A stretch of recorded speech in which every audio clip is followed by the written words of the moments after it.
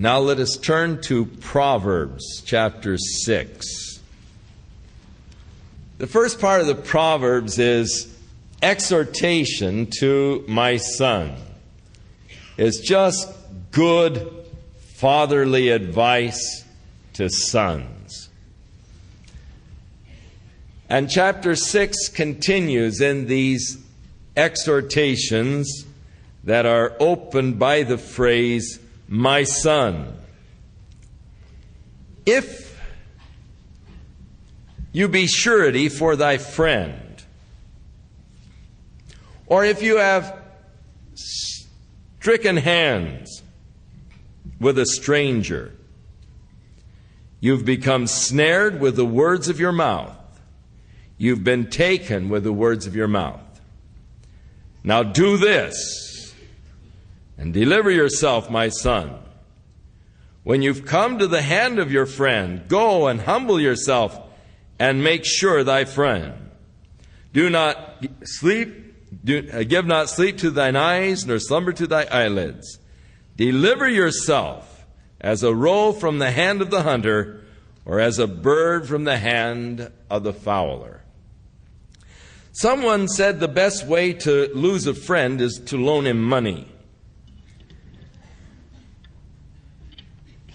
And unfortunately, many friendships have been lost over this very thing. If you have guaranteed for a friend, if you've been a surety for him, you say, well, that's all right, just put it on my account or I'll guarantee it. My son, you're in trouble. Go to your friend quickly. You've snared yourself with your mouth. Deliver yourself from him if at all possible. Humble yourself and get out of the situation. Or, worse yet, if you've made an agreement with a stranger, that is, you say, okay, we'll do it, and you shake hands with the stranger, you've stricken hands. And of course, it is interesting over there to watch them in their negotiations, even to the present day. One of our favorite little side trips when we were in Israel is to go down to the sheep gate on Friday morning and watch as the Bedouins and all bring in their sheep to market. And the buyers and the sellers gather together. And it is a sight that you just will never forget as you stand there and watch these Mercedes cabs come up, filled with these men with their keffiyehs and all. They open up the door and out pours these men and the sheep and everything else. They open up the trunk and out come the sheep, you know. And the pickup trucks and all. And they herd all of these sheep into this area near the corner of the wall across from the Rockefeller Museum every Friday morning. And then these guys will begin to haggle and bargain over the sheep. Now, when they bargain, they yell at each other. I mean, they just stand there, they shake their fists. You expect them to pull a knife out from under their robe at any time and go at it, because they're just yelling like they're really angry. And it's quite a scene with all of the yelling and shouting, and the guy will turn and walk away and turn around and yell at the guy and then walk a bit and turn and yell some more, you know. And after they've gone through this for a while, pretty soon you'll see them slap their hands. You know, and the guy will reach in, get his wallet, pull out his money, and take his sheep and go off. And it's really quite a scene. The striking of the hands is an indication, all right, that's a deal. You've made a deal. Now, my son, if you strike hands with a stranger, you're in trouble. Be careful about that. Deliver yourself as quickly as possible, as a deer from the hand of the hunter, or as a bird from the snare of the fowler. So the first little exhortation is against guaranteeing for somebody else. The second little exhortation is against slovenliness. Go to the ant, thou sluggard. Consider her ways and be wise, which, having no guide, overseer, or ruler, provideth her meat in the summer, and gathereth her food in the harvest. How long will you sleep, O sluggard? When are you going to awake? Yet a little sleep, and a little slumber, and a little folding of your hands to sleep, and so shall thy poverty come as one that travaileth, and thy want as an armed man. So a little exhortation against laziness. Go to the ant. Now, we are told that Solomon was a very prolific writer, that he wrote 3,000 proverbs, several songs, and he wrote books on biology and botany. And so he was a man who was very familiar with nature, and we will pick this up as we get to some other proverbs, as he talks about the characteristics of other animals and insects. But here he is saying, now go to the ant, learn of her ways, and be wise. And watching ants is a very interesting experience. They are perhaps one of the most industrious of all little insects. The worker ants, and how they go out, and how they gather, and how you see them. And I love to watch ants. I sometimes used to sit out in the backyard with bread, and I'd just break off pieces of bread and throw it down and watch them as little ant would get hold of it and try and pull it, and pretty soon another would get on and they'd pull the thing, and just to watch them in their labor as they are laying up their food. So industrious. Go to the ant, thou sluggard, learn of her ways and be wise, which having no guide or overseer or ruler, and you wonder how they communicate. Yet they evidently do communicate, because you get a couple of them in your house, and if they discover something sweet, man, they communicate it to all their cousins and relatives and everybody else. And soon the whole tribe is in there. I've often thought about miniaturization. You know, everything is the whole concept is that of miniaturizing everything. And you ever wondered how big an ant's brain must be? You know, talk about something that's miniature. And yet, there is no doubt the capacity to communicate, and surely the capacity of working together. And I think that this is the lesson to learn. Without a foreman out there yelling instructions and everything else, somehow they get this chunk of bread together, and pretty soon they're carting the thing off, and you see this chunk of bread just moving across the ground. It may take them a little while and a little struggling and all, but ultimately they get things coordinated without a guide, an overseer, or a ruler, yet learning to just work together. Providing her meat in the summer, gathering her food in the harvest. So, be careful of laziness, for a little sleep, a little slumber, a little folding of your hands to sleep, and comes poverty. It's inevitable. Now, the next one that he talks about is the person who is a naughty person, a wicked man who walks with a perverse mouth, the loud-mouthed braggart, who winks with his eyes, speaks with his feet, and teaches with his fingers. Perversity is in his heart. He devises mischief continually. He sows discord, and therefore shall his calamity come suddenly. Suddenly shall he be broken without remedy. that perverse person, the wicked man, who has a perverse mouth, winketh with his eyes. Of all the crazy things, this evening when I knew I was going to be talking on this verse, before service I got an eye twitch. Underneath my left eye, and it's twitching. I looked in the mirror and crazy twitching. I thought, man, I hope nobody thinks I'm winking at them tonight when I have to teach on this verse. So I popped a bunch of vitamin B pills. I figured maybe I've got a shortage of B stress or something, and didn't have any yeast to put down, but hopefully get this twitching eye stopped. But it's not winking. Don't put me in the category of this man.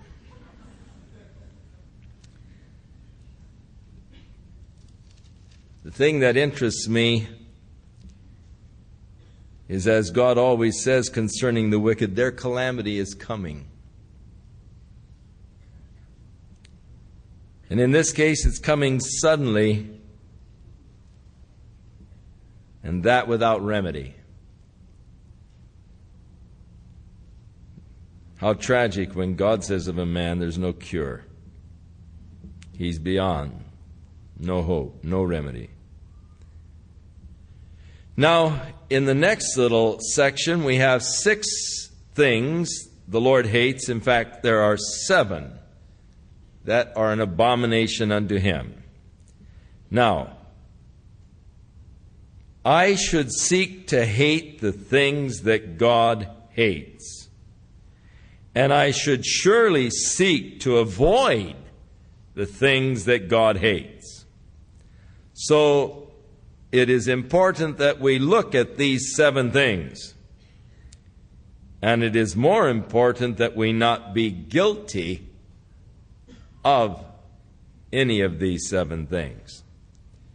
First of all, God hates a proud look. The Bible says, pride cometh before destruction, a haughty spirit before a fall. That proud look. How many times we are told in the Scriptures to humble ourselves, and we shall be exalted. The second thing God hates is a lying tongue. Then hands that shed innocent blood. Next, a heart that devises wicked imaginations. Next, feet that are swift in running to mischief. A false witness that speaks lies. One who bears false witness against someone else with a lie. And finally, he who sows discord among brethren. God hates the dividing and the divisions that oftentimes come within the body, the church. Paul said, mark those which cause division among you. Avoid them. God hates those who sow discord among brethren. How beautiful and pleasant it is for brethren to dwell together in unity. How that is honoring to God. But how God hates anyone who is guilty of just sowing discord among the brethren. In the next section here, and all of these fall in little groups actually, it is dealing with listening to your parents' counsel and advice. My son, keep your father's commandment and forsake not the law of your mother. Bind them continually upon your heart and tie them about your neck. When you go, it shall lead you. When you sleep, it will keep you. When you awake, it will talk with you. For the commandment is a lamp, and the law is a light, and the reproofs of instruction are the way to life. The importance, the advice, the counsel of the parents. That of course assumes the godly parents. Their counsel is like a lamp. It is like a light to show you the way. Now, the next one, he picks on the evil woman again, the warning against women who are evil. To keep thee from the evil woman and from the flattery of the tongue of strange women. Lust not after her beauty in your heart, neither let her take you with her eyelids. They may be false.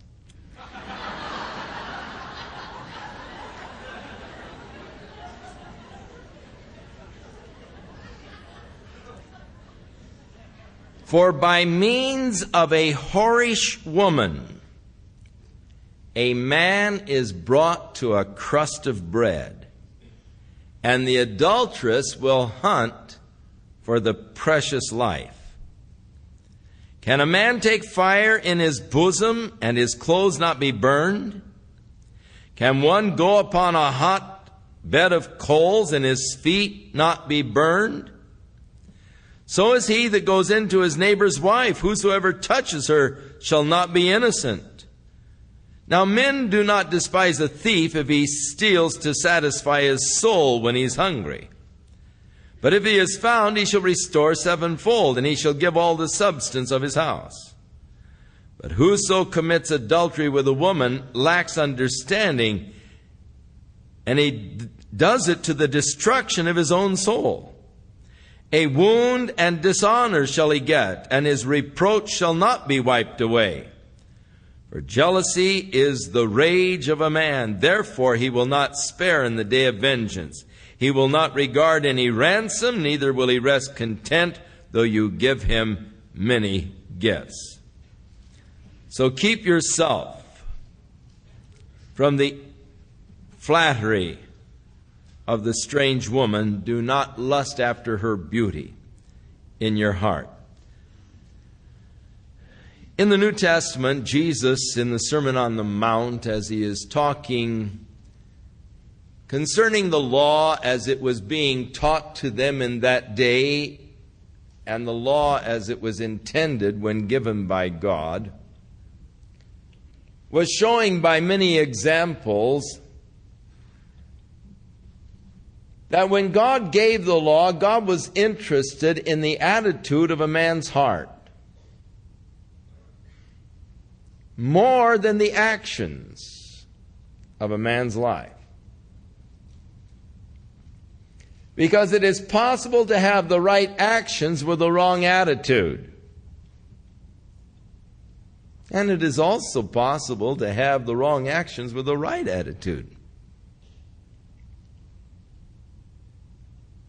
But God is looking at the heart.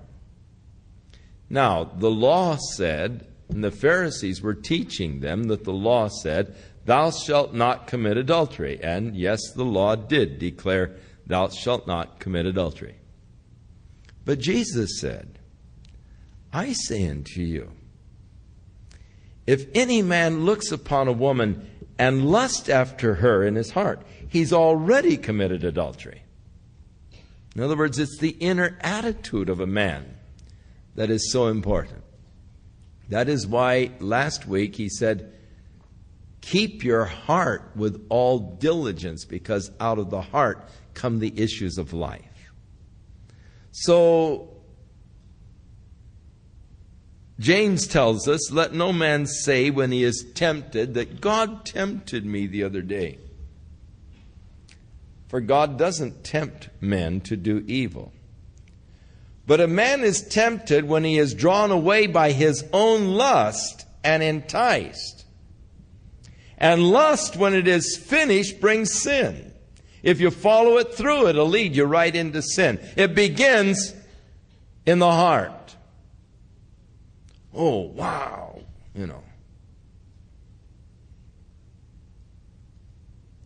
Look at that, Look out. Don't cut it off at that point. As Paul said to Timothy, flee youthful lust, for they'll drown a man's soul in hell. Run, if you must. Do as Joseph. Get out of there as quickly as possible. If you feel that, it's getting too hard to handle, man, just turn and run as fast as you can go. He continues his exhortation to the son in chapter 7, still talking about these women that are the wrong sort. My son, keep my words and lay up my commandments with thee. Keep my commandments and live, and my law as the pupil of your eye. Bind them upon your fingers. Write them on the table of your heart. Say unto wisdom, thou art my sister, and call understanding thy kinswoman, that they may keep thee from the strange woman and from the stranger who flatters with her words. So, keep the commandments. Say to wisdom, thou art my sister. Be wise, my son. For at the window of my house I looked through the casement, and I beheld among the simple ones, and I discerned among the young people a young man who was void of understanding. And he was passing through the street near her corner, and he went the way towards her house. And in the twilight, and in the evening, and in the black and the dark night, and behold, there met him a woman with the attire of a harlot, and subtle of heart. She is loud and stubborn. Her feet abide not in her house. Now she is without. Now she's in the streets, and she's lying in wait at every corner. So she caught him, and she kissed him. And with an impudent face she said unto him, I have made my peace offerings. This day I have paid my vows. Which was declaring, I am ceremonially clean. I'm gone, I've had my period. And after the period, a woman was then to bring the peace offering to offer, and now you're ceremonially clean for sexual relationships. Now, this to me is interesting. It is an interesting kind of a paradox. Here she is observing the law for purification, following the law. I've paid my vows, and I've brought my peace offering. I have my peace offering. I paid my vows and all, so I'm now ceremonially clean. I'm able to have intercourse. And yet, a harlot, yet seeking to entice a man, and this strange paradox of obedience to the law and yet disobedience to God. And unfortunately, we observe this strange paradox so often in the religious circles, where somehow we have a weird kind of a twisted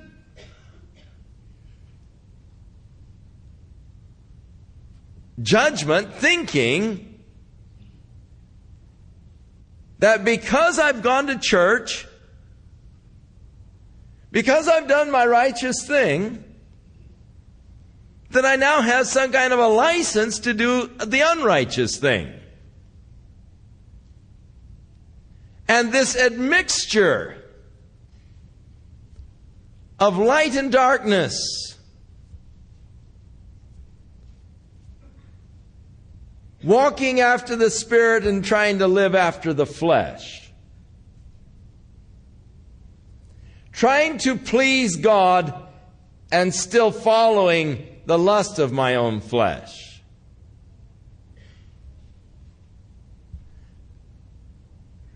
It's an incongruency.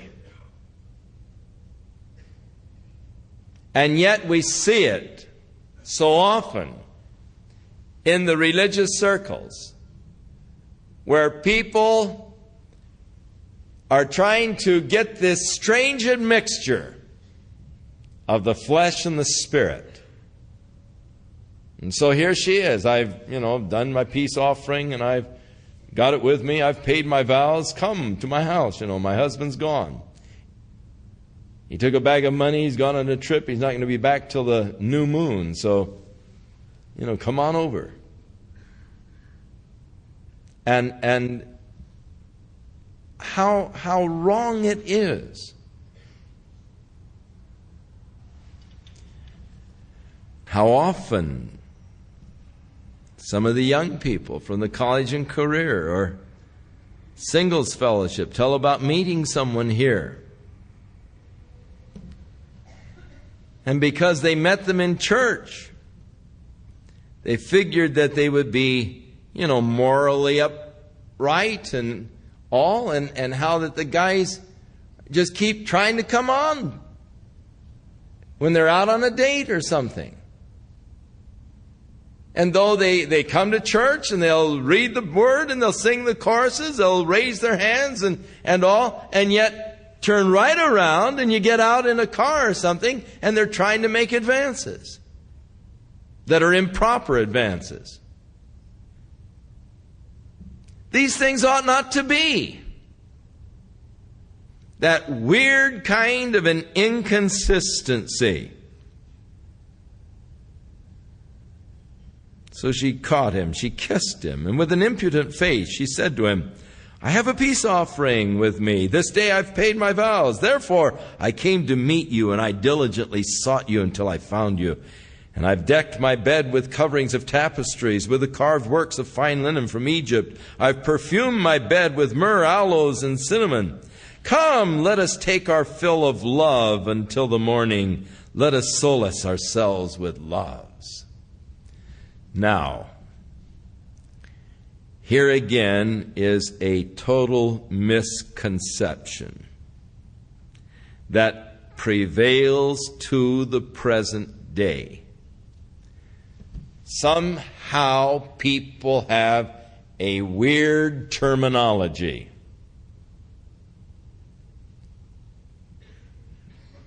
Calling sexual intercourse love. It can be an expression of love, but it is generally, when outside of marriage, always an expression of lust.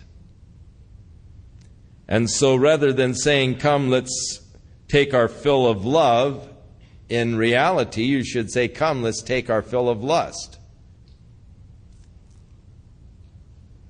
Let's seek to fulfill the desires of our flesh. There isn't true love in that. True love is giving, not seeking to receive. Seeketh not its own. But yet people have classified this love from the time of Proverbs, and they still do today. Oh, we made love last night. No, that's degrading to the term of love. Unless, as I say, it's as God has ordained within the sacred bonds of marriage, and it becomes that beautiful expression between husband and wife, where, as God said, the two become one flesh.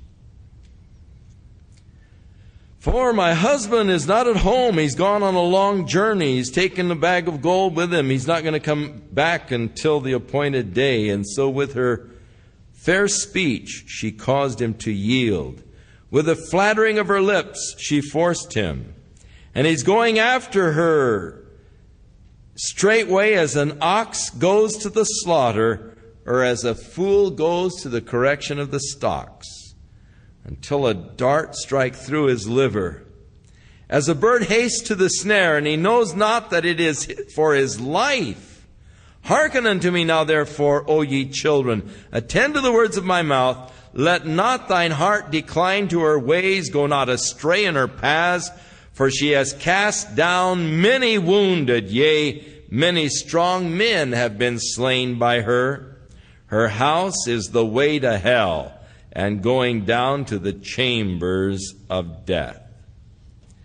So, in speaking of and warning his son concerning the whorish woman, first of all, he makes mention of the fact that she can bring a man to a crust of bread.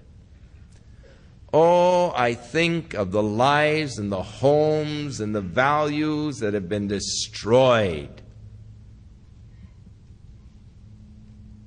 by these kind of women. All of the homes that are suffering today because some little gal's flirting in the office, flattering, telling you how smart you are, how strong you are, how macho you are.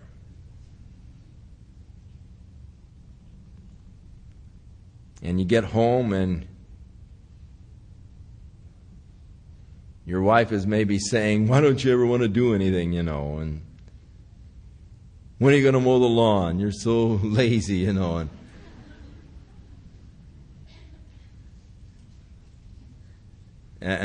you're getting this kind of a crossfire. And pretty soon you imagine yourself to be in love, and pretty soon you're brought to a crust of bread, destroyed. She's cast down many wounded. Many strong men have been slain by her. Oh God, I think of the many strong men who have been slain by the weakness of their own flesh. Her house is the way to hell.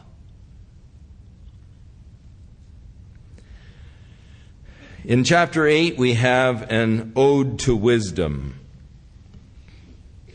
Wisdom is personified. And because of the personification of wisdom in this chapter, some have even likened wisdom unto Jesus Christ. For in him are hid all of the treasures of wisdom and knowledge. So there are analogies that can definitely be drawn. Because Christ is the soul, the heart of wisdom. In him, all the treasures of wisdom. So there are definite analogies that can be made to wisdom and to Jesus Christ. And there is definite parallels. There are definite parallels. Doth not wisdom cry and understanding put forth her voice? Now, of course, we have this is in sharp contrast to the previous chapter where this loud, stubborn, little impudent female is running around with her words of flattery in the streets and all. But doth not wisdom cry, and understanding puts forth her voice? She stands at the top of the high places, by the way in the places of the paths. She cries at the gates and at the entry of the city, at the coming in at the doors. Unto you, O men, I call. My voice is to the sons of men.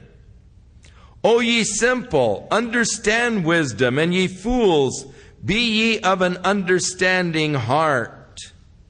Hear, for I will speak of excellent things, and the opening of my lips shall be right things. For my mouth shall speak truth, and wickedness is an abomination to my lips. All the words of my mouth are in righteousness. There is nothing perverse or froward in them.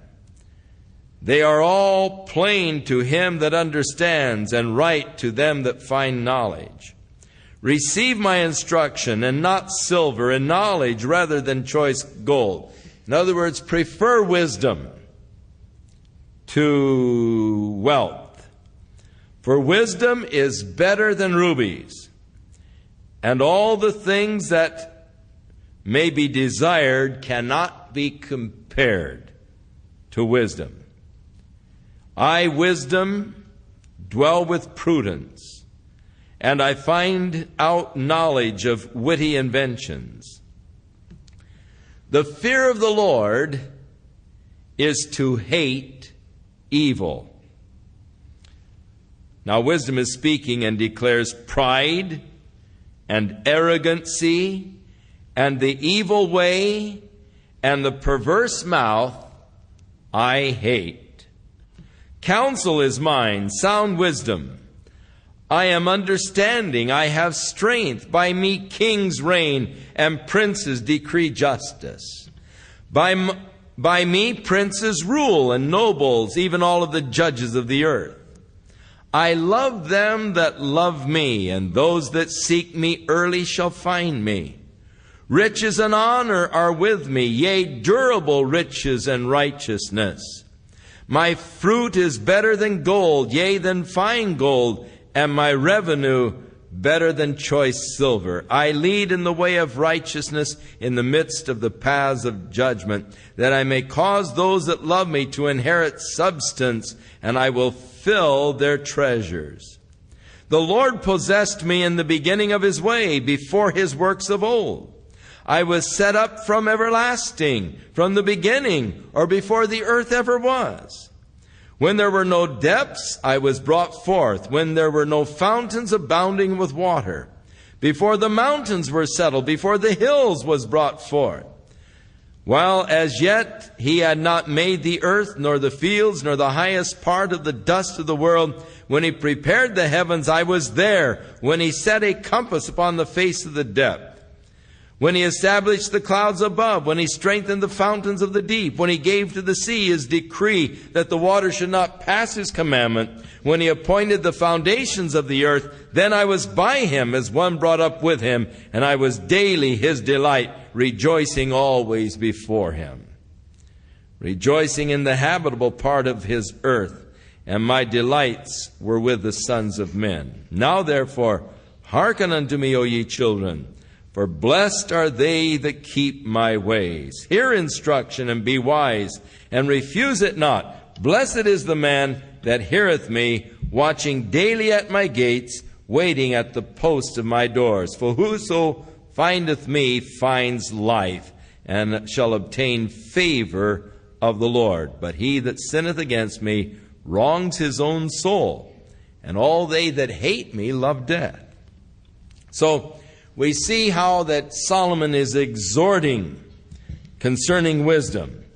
How wisdom is crying out for people. Come, know me, understand me, listen to me. And the value of wisdom, treasure. Now, you remember when David died and Solomon was appointed king in his place. The Lord came to Solomon and said, ask of me whatever you want. And Solomon prayed unto the Lord and said, O Lord, I ask that you will grant unto me wisdom, in order that I might govern over these your people. Now Solomon was aware of the awesome responsibility that was placed upon him when he took the scepter from his father David and began to rule over Israel. He realized what an awesome responsibility this was. And he also realized his own inability to stand up to this awesome responsibility. Oh God, I need wisdom to know how to govern over these your people, that I might go out and in before them in such a way, and that I might be a proper king.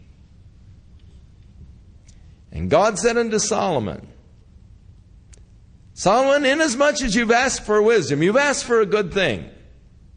Because you didn't ask for riches, you didn't ask for fame, you didn't ask for your enemies to be delivered into your hands.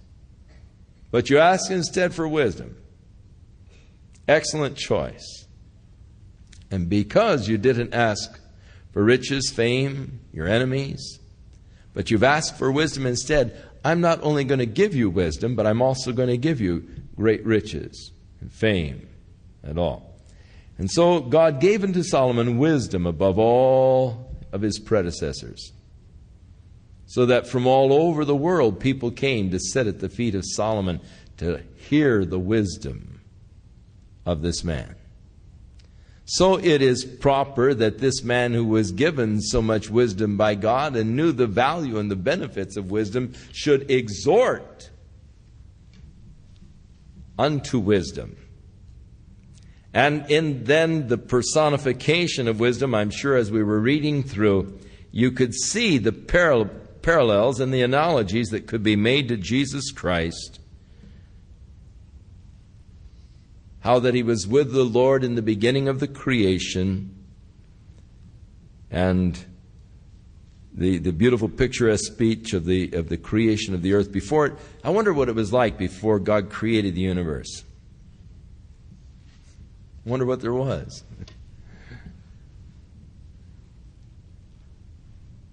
What dimensions and whatever, you know.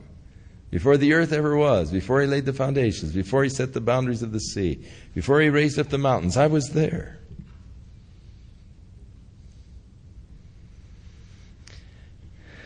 Chapter 9 continues in its praise of wisdom. Wisdom hath built her house. She's hewn out the 7 pillars.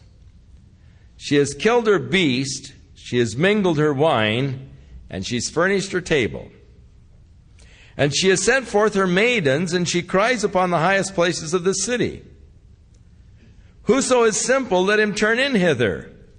As for him that wanteth understanding, she says to him, Come and eat of my bread, and drink of the wine which I have mingled. Forsake the foolish, and live, and go in the way of understanding. In other words, wisdom is inviting everybody to come and partake of her. That is why, David said to Solomon, Hey, son, wisdom's the principal thing. Get wisdom. Now Solomon's saying that wisdom is inviting people. I've prepared a banquet. I've prepared for you. Come and partake of me. Now he says in verse 7, He that reproves a scorner will be mocked. If you have a scorner and you reprove him, what he's going to do is he's going to turn right around and mock you. He's not going to receive it. And he that rebukes a wicked man is going to get smashed in the nose.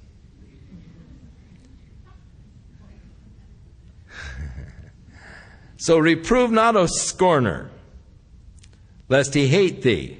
But if you rebuke a wise man, he will love you for it. So, if you rebuke someone and he punches you in the nose, you know he's wicked. If he loves you for it, you know he's a wise man. One of the Proverbs says, A fool hateth instruction. So give instruction to the wise man, and he will be yet wiser. Teach a just man, and he will increase in learning. The fear of the Lord is the beginning of wisdom.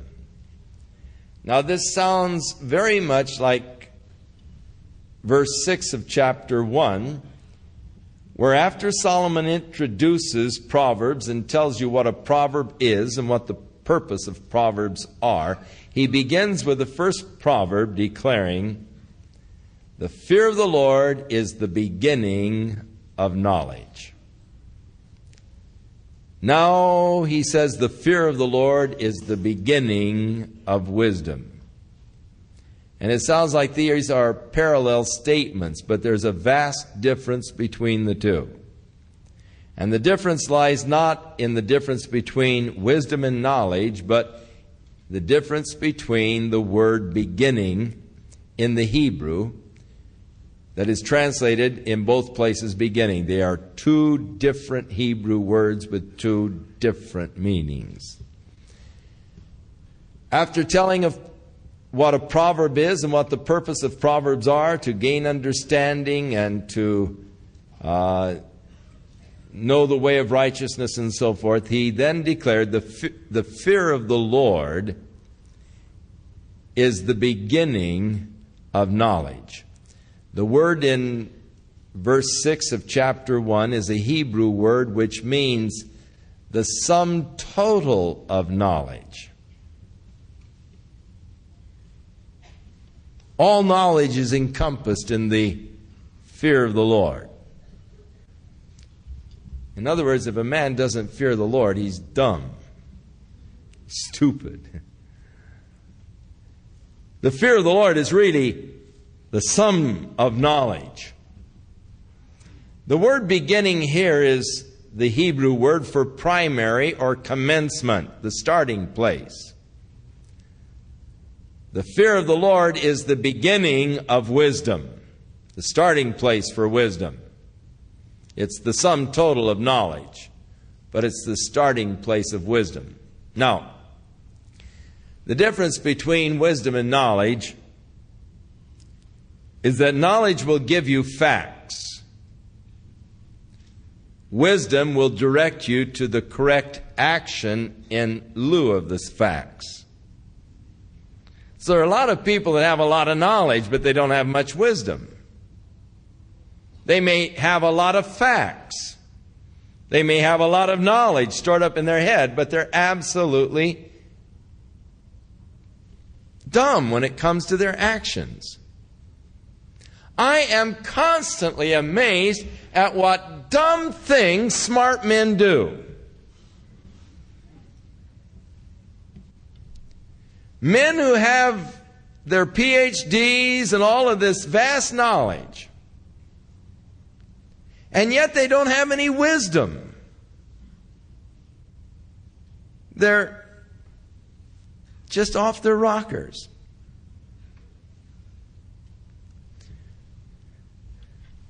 The government keeps a group of men that are almost humanoids.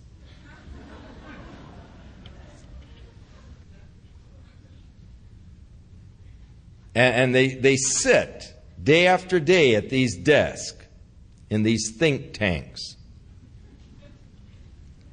And these guys, when they start shaving, just shave all the way, Their heads are bare and big heads, and they just sit there at the desk day after day after day, just sitting, and the government pays them royally for this. And they are thinking in these far-out abstract concepts. And they may sit there for a month and never say a word to anybody.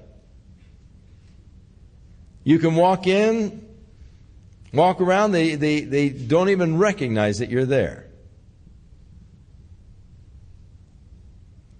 And yet they come up with these outlandish, far-out concepts. Pretty soon, after several months, they'll go up the board and start writing out formulas and all this kind of stuff. Designs. And then the government has other men who have to take these formulas and designs and see if they'll really work.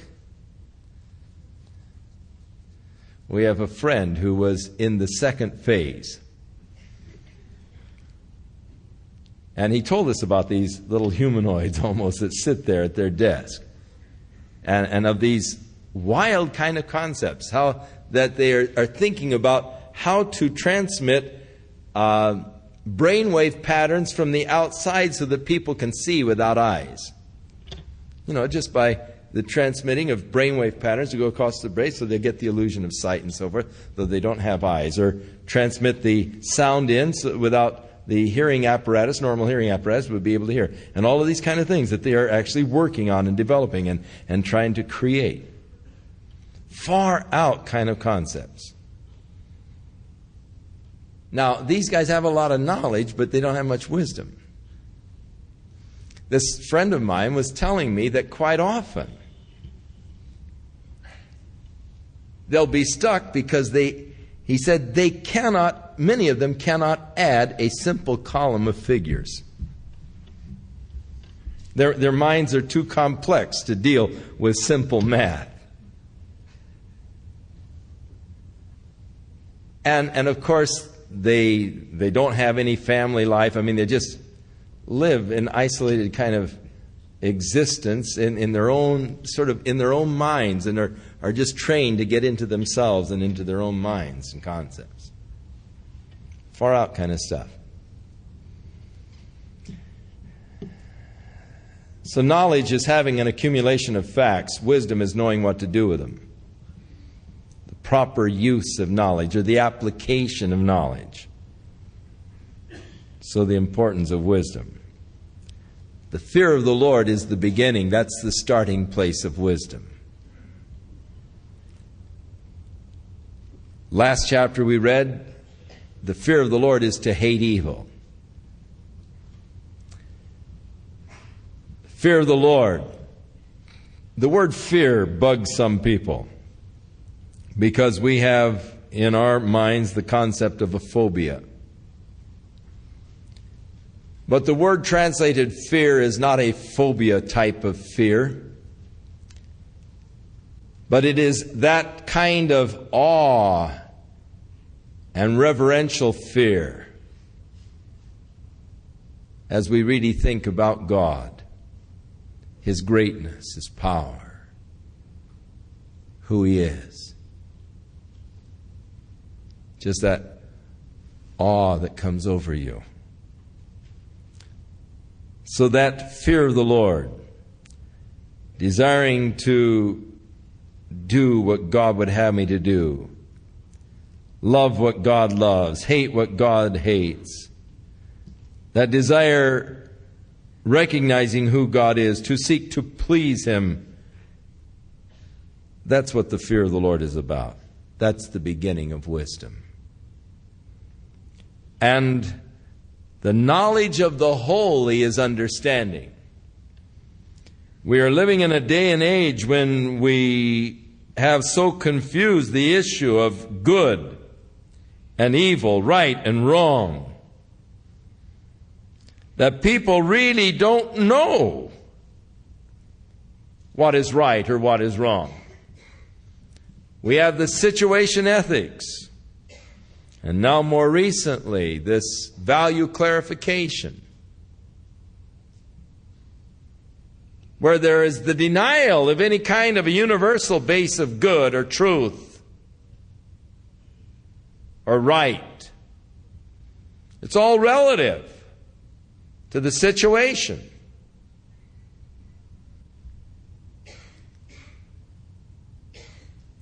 But understanding the knowledge of the holy, that which is holy, that which is pure, that's what understanding is about. It's understanding God and what He has declared. Wisdom is still speaking, and it says, "For by me thy days shall be multiplied, and the years of thy life shall be increased. If you be wise, thou shalt be wise for thyself, but if thou scornest, thou alone shalt bear it. A foolish woman is clamorous." He evidently knew a lot about women. He had enough wives to have quite an understanding. No doubt, in the law of averages, you have 1,000 wives, you're going to have some real weird ones. Contentious ones and everything else. And he'll get to them later on. A foolish woman is clamorous. She is simple. She doesn't know anything. For she sits at the door of her house, on a seat in the high places of the city, to call the passengers who go right on their ways. Whoso is simple, let him turn into her. And as for him that wants understanding, she says to him, "Hey, stolen waters are sweet. Bread eaten in secret is pleasant." But he doesn't know that the dead are there, and that her guests are in the depths of hell.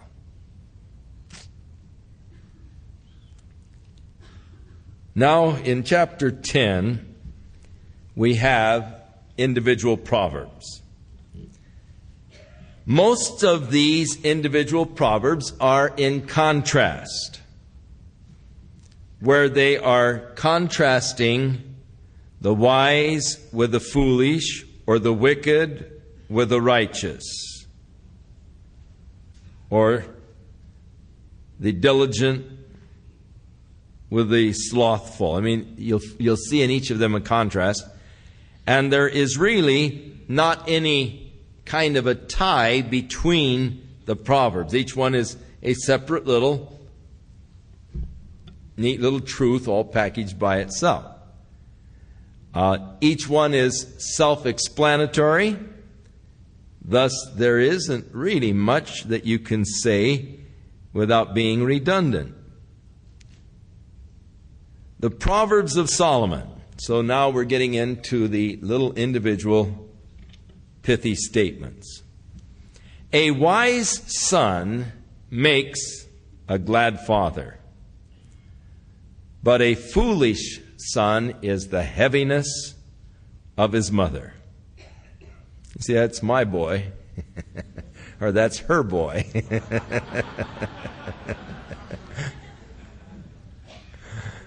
The wise son is my boy, the foolish son is hers.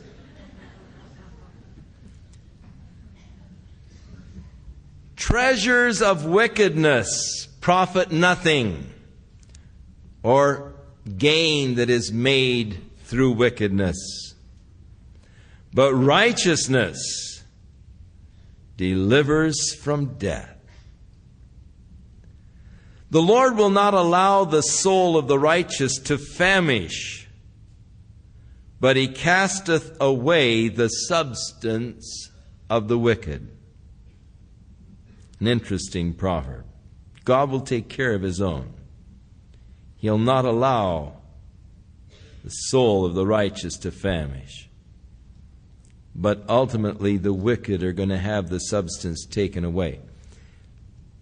He becomes poor that deals with a slack hand, but the hand of the diligent makes rich. Now, one thing that is noted in the Proverbs and in the Bible is that God does respect and desire that in your business dealings you always be absolutely honest and upright. Don't be trying to, always shyster the other guy or take advantage of another guy. Or we read a little further where the buyer says, it's not worth a thing, it's not worth a thing. But when he walks away, he brags about what kind of a deal he got. It's worth nothing, it's worth nothing. Then you go away and say, man, did I ever have a deal. Look what I bought for $5. Really took that sucker. And it speaks against that kind of stuff. He who deals with a slack hand, deal honestly. Don't deal with a slack hand, but be diligent. He'll become poor that deals with a slack hand. It'll come back to you. You won't stay in business. You won't last in business. But if you are honest and diligent in business, then you're going to get the reputation for that. You cannot keep your reputation from getting around, and it'll either be good or bad. He that gathers in summer is a wise son, but he who sleeps in the harvest is one that causes shame. Blessings are on the head of the just, but violence covers the mouth of the wicked. The memory of the just is sweet or blessed, but the name of the wicked shall rot.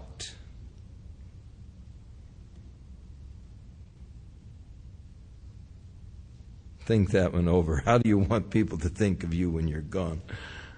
The memory of the just will be blessed, but if you've been rotten, and then your name will rot.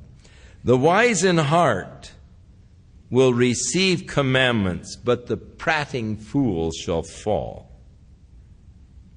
He that walks uprightly walks surely, but he that perverteth his ways shall be known. He that winketh with the eye causeth sorrow, but a prating fool shall fall. The mouth of a righteous man is the well of life, but violence covers the mouth of the wicked.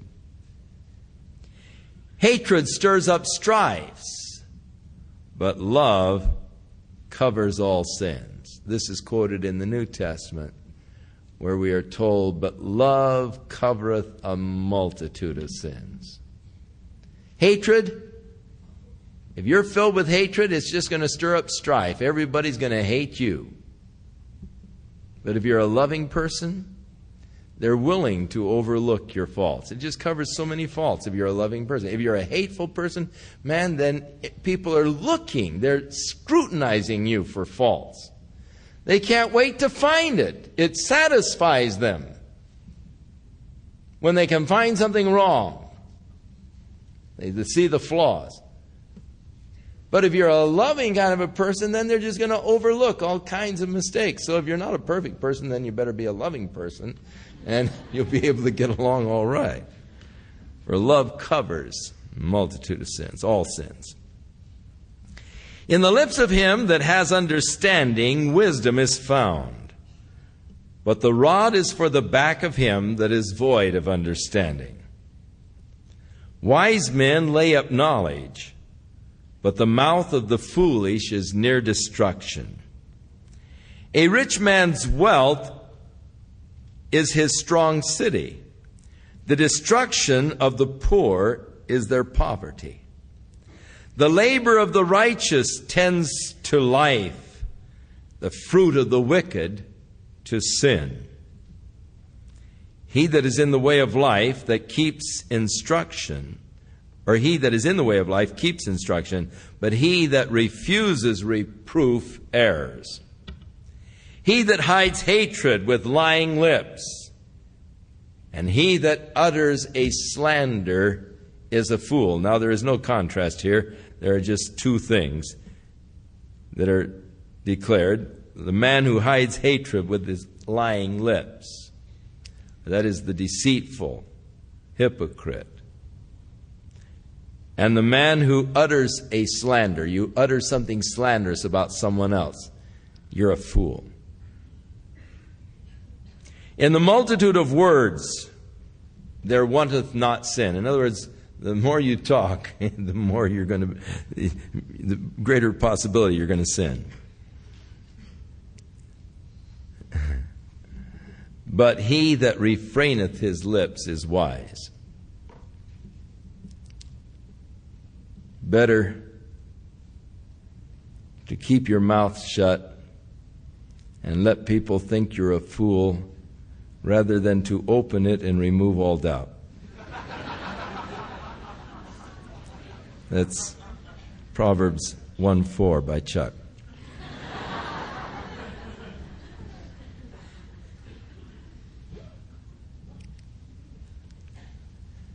I took it from the 19th here. There's nothing new under the sun. The tongue of the just is as choice silver. The heart of the wicked is worth little. The lips of the righteous feed many, but fools die for lack of wisdom. I love this one.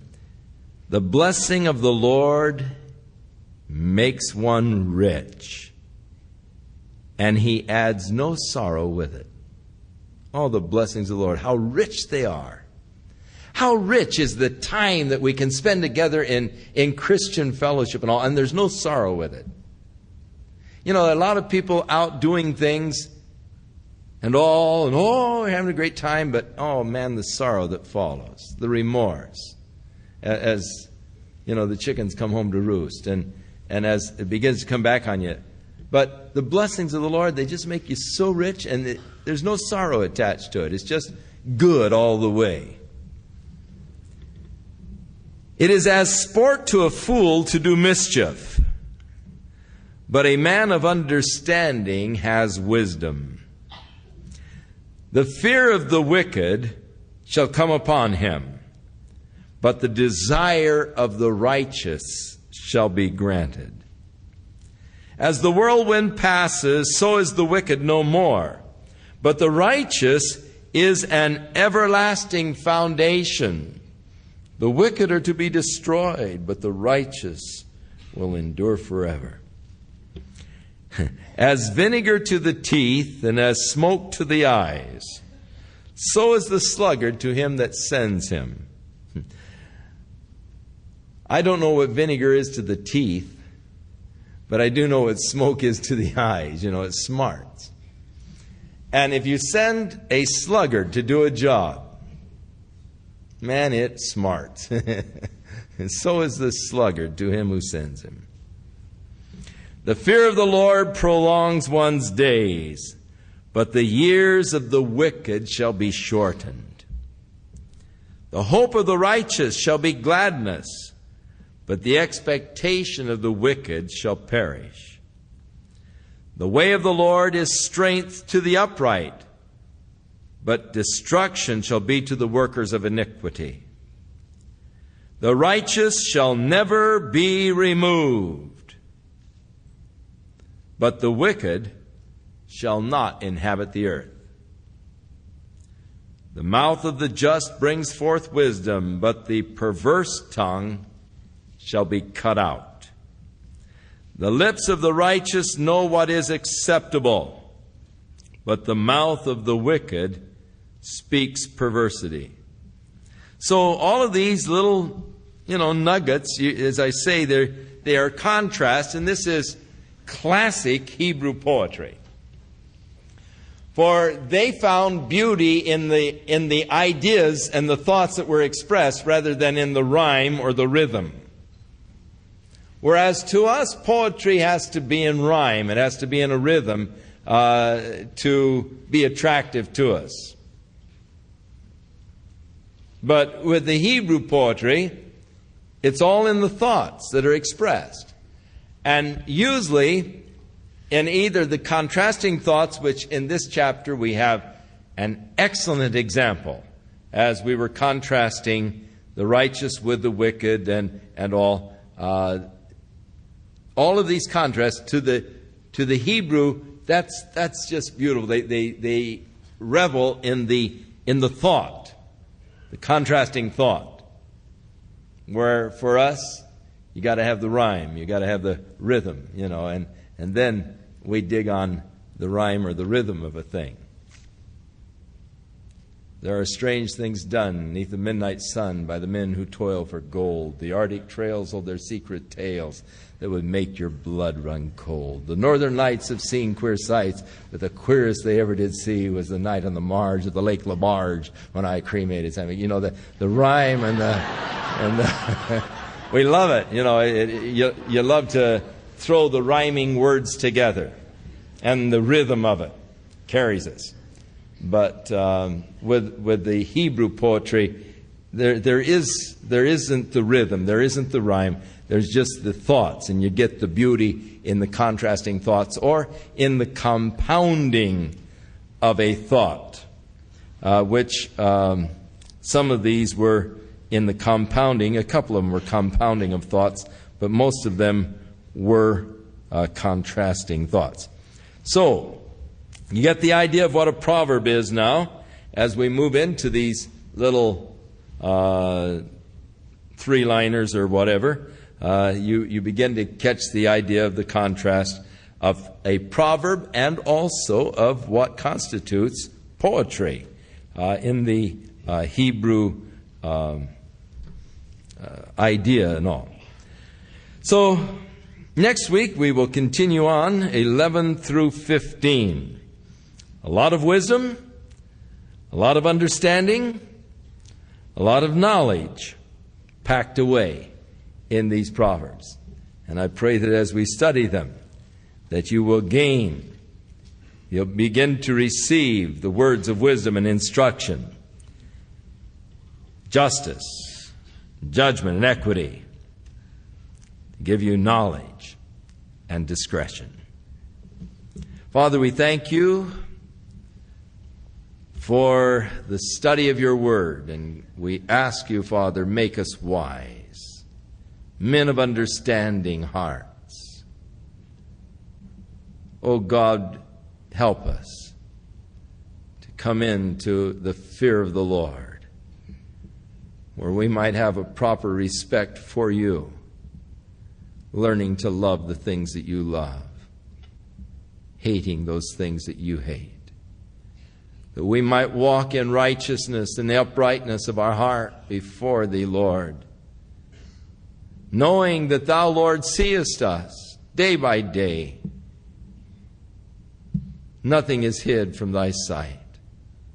So may we live, Lord, as in thy presence and conscious of thy presence. So let us walk in all purity, holiness, righteousness. O God, make us pure, even as Jesus Christ is pure. In his name we pray. Amen.